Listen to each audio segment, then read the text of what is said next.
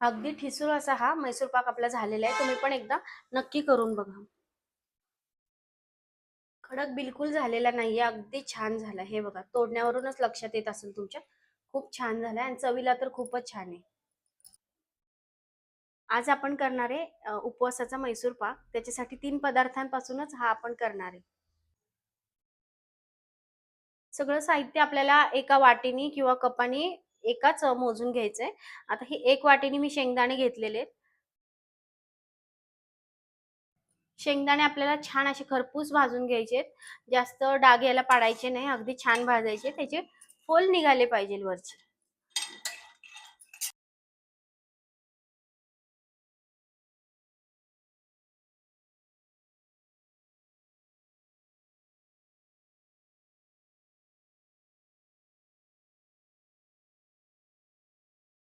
छान असे बारीक गॅसवरच आपल्याला हे शेंगदाणे भाजून घ्यायचे.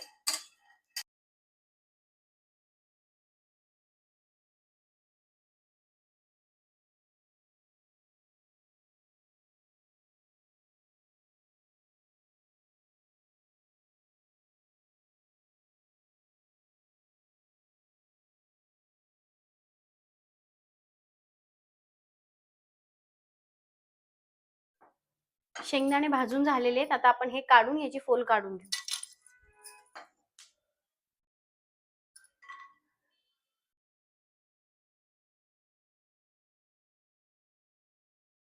शेंगदाण्याचे फोल काढून झालेले आहेत.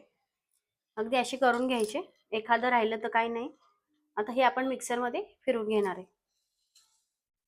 पण त्याआधी आपल्याला पाक करून घ्यायचा आहे साखरेचा. तर 1 कप शेंगदाण्यासाठी इथं 1 कप आणि अजून पाव कप आपण साखर वापरणार आहे. पाव कप साखर अजून टाकून घेतलेली आहे. आता याच्यासाठी याचं निम्म आपल्याला पाणी वापरायचं आहे. 1 कपाला पाव कप पाणी कमी आहे. अर्धा आणि पाव कप पाणी आपण याच्यात टाकून घ्यायचं. याचा आपल्याला छान एकतारी पाक करून घ्यायचा आहे.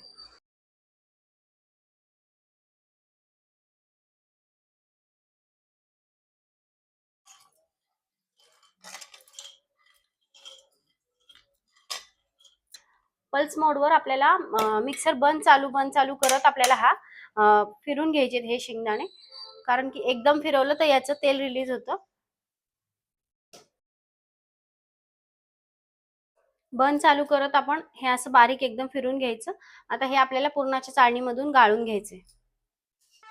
चाळणीतून हे मिश्रण काढून घेऊ म्हणजे एक सारखं बारीक आपलं येईल.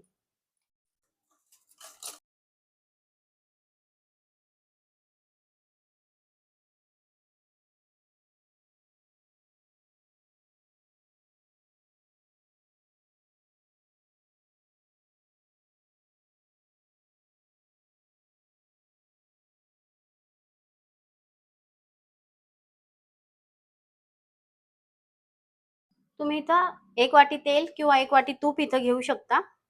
अर्ध तेल आणि अर्ध तूप असं पण घेऊ शकता. आता हे आपण जे घेतलेलं आहे ते अर्ध यात टाकून घ्यायचं मिश्रणामध्ये तूप.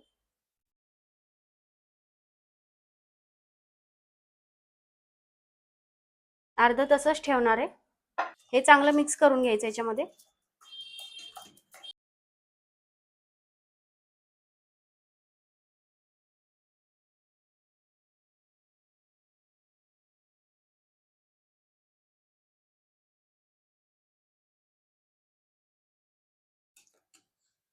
पाक पण आपला होत आलेला आहे. 1 तारी पाक झाल्यावरच आपल्याला हे करायचंय.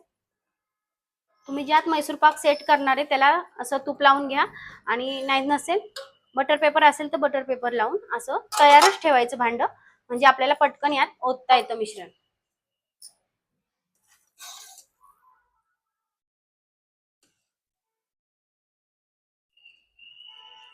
केशर टाकू शकता तुम्ही याच्यामध्ये बारीक करून असं किंवा फूड कलर टाका थोडासा पिवळा कलर म्हणजे छान कलर दिसतो.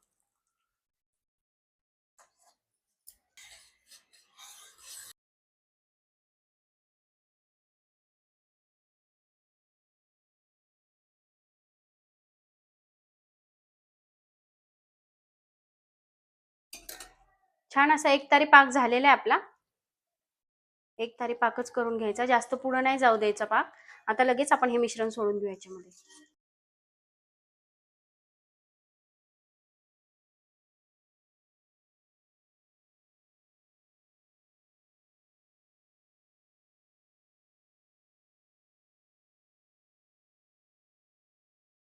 आता हे छान मिक्स करत राहायचं.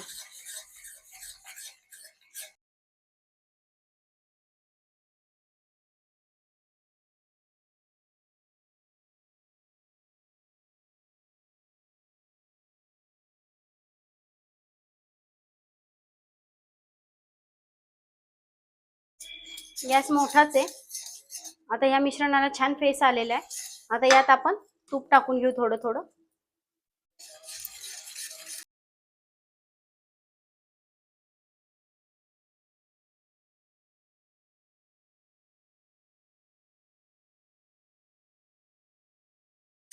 तुम्ही इथं तेल वापरलं तरी पूर्ण चालणार आहे.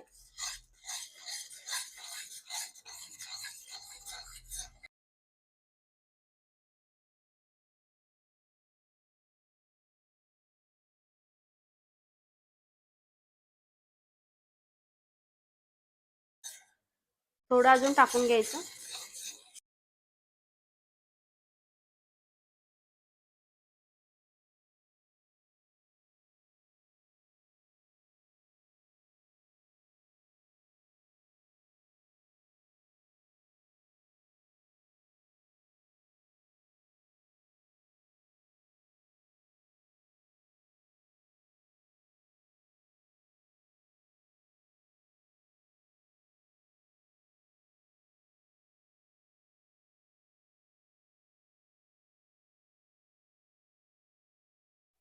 गॅस मोठा करायचा आता.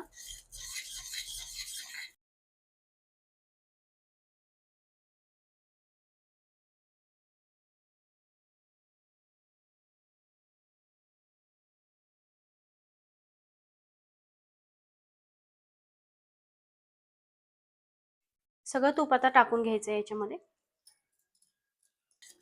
मिश्रण आपलं होतच आलेले छान. आता याला जाळी पडायला लागली. गॅस आता मोठा करायचा आणि पटकन ह्याला फेटून घ्यायचं.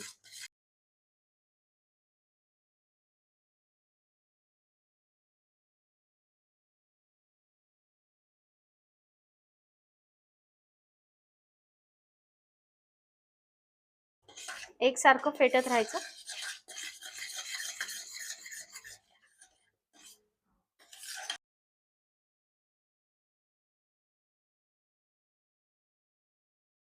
मिश्रणाला छान जाळी पडायला लागलेली आहे. हे बघा, अशी जाळी पडली पाहिजे त्याला.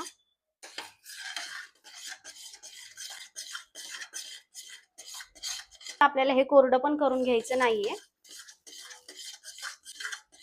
छान असं पसरतंय ना, तेवढंच असं आपल्याला मिश्रण पाहिजे.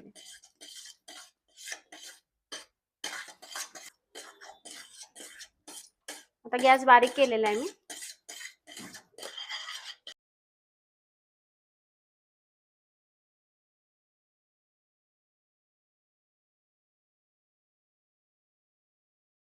मिश्रण आपलं झालेलं आहे. अगदी मस्त जाळी पण आली याला.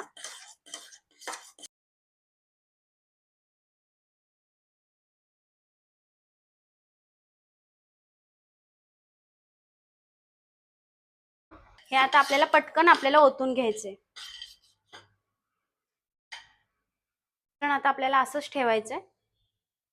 एक थोडंसं एक 10 मिनिटांनी हे गरम कोमट झालं की ह्याच्या वड्या करून घ्यायच्यात आपल्याला. खूप गार झाल्यावर व्यवस्थित वड्या होत नाही. मी दाखवते एक 10 मिनिटानंतर. आता एक 10 मिनिटं झालीत. हे खूप गरमच आहे अजून. आता हे आपण कट करून घेऊ, म्हणजे नंतर वड्या छान पडणार नाही. आता कट होतंय चांगलं.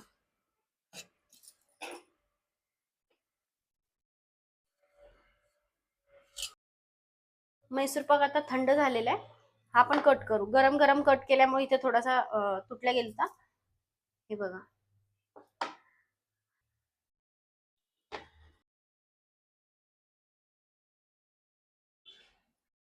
अगदी छान निघालेला आहे. हा आपण मध्ये कटच करून घेतला होता. परत एकदा मी तोडून दाखवते. मैसूर पाक आपला खूप छान झालेला आहे. मस्त अशी जाळी आली आहे याच्यामध्ये.